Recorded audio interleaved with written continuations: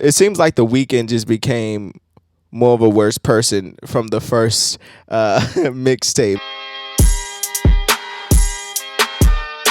What's up, everyone? This is Tatum. I'm back with another episode of Fuck This Review. For those that's been subscribed to my channel, and if you're not subscribed, shamed on you. Right now, I'm going down the Weeknd rabbit hole. I'm reviewing the trilogy. I never listened to the trilogy in its full capacity. So if you haven't already checked out my review on House of Balloons, go ahead and check that one out. Today, though, I'm going to be reviewing the second installment in the trilogy, The Weeknd, Thursday.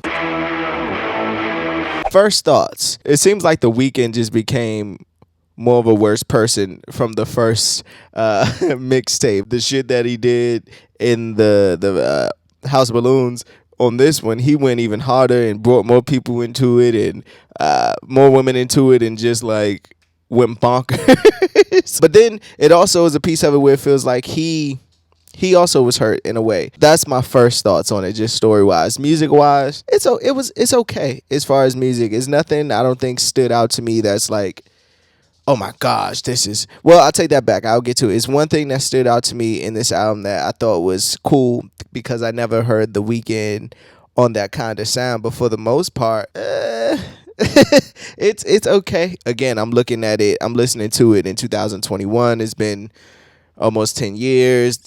Weeknd is the biggest thing on the planet. So it's hard to gauge how it felt when it actually came out. But I'm not going to take too much of your time. I'm going to talk about some of the songs on the record, talk about the songs I like, songs I didn't like, and, just give my overall reaction to this album. So let's get into it. Let's take a break. If you made it this far, hit that subscribe button, man. Let's get those subscribers up so we can show them the algorithms a little bit more, show up on people's feeds.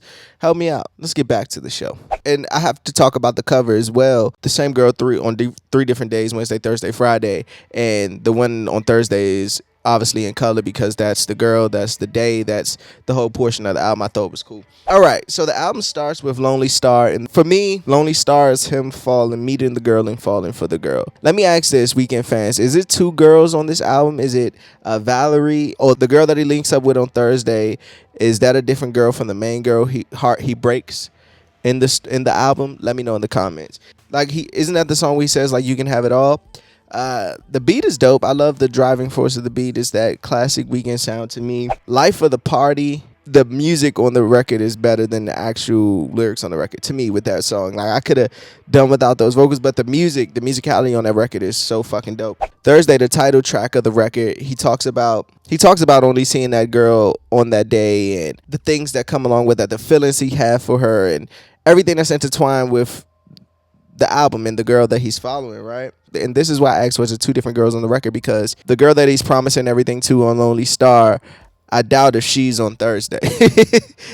Thursday seems to get like a whole different girl to me. So I was just wondering, was that a thing, or am I tripping, or is it the same girl and I'm just looking into the goddamn songs too much? It kind of reminds me of Weeknd by SZA also. Like, on this day, we both belong to each other. That's what I got from it. The music on there is that still slow tempo, 808s kind of sound. Like I said, there's nothing up to this point that's making me like feel like, oh shit, this is some shit that I never heard before. Up to this point, The Zone, that's a great record.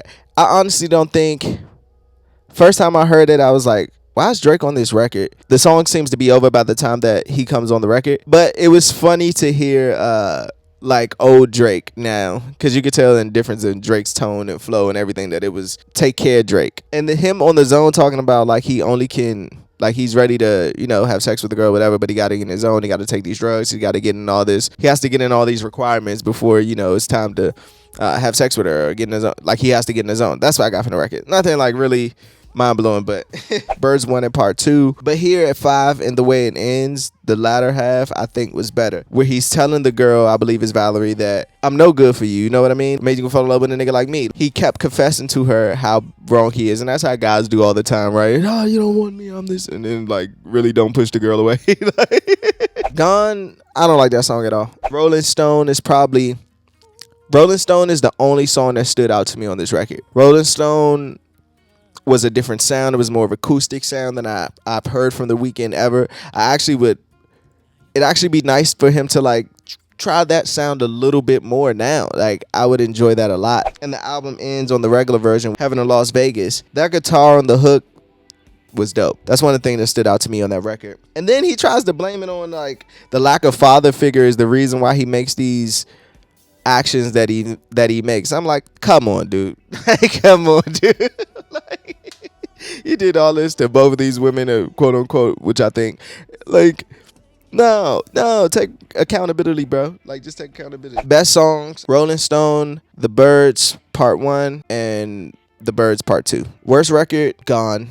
That beat is terrible. I just don't like that song.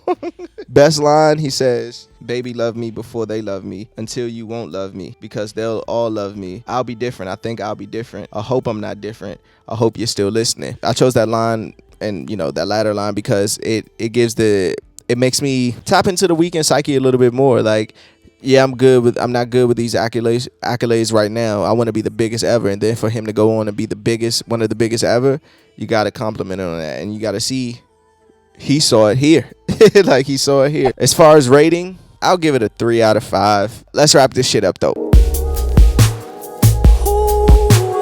Like I said in the beginning, that this album, it really didn't do anything for me. Not saying that the records were bad. It wasn't any, well, except Gone, that's a bad record. But for the most part, it's not bad records. It's just that nothing really stood out to me besides Rolling Stone, just because the different production choice and just the story behind that record. But anything other than that, it's the same, drugs, fucking over girls. And I get it. This is the second one that you would get. That's why I said I could be looking at this from the wrong angle, because I'm used to the Weeknd now, so I have to keep in mind that this is his second mixtape. This is the second time offering that the world actually heard from. So at that time, you may have not been over the drug-induced, drinking, sex themed music yet. But for me in 2021, it's like, I get it. As always, fuck this review. I'm Tatum. Peace.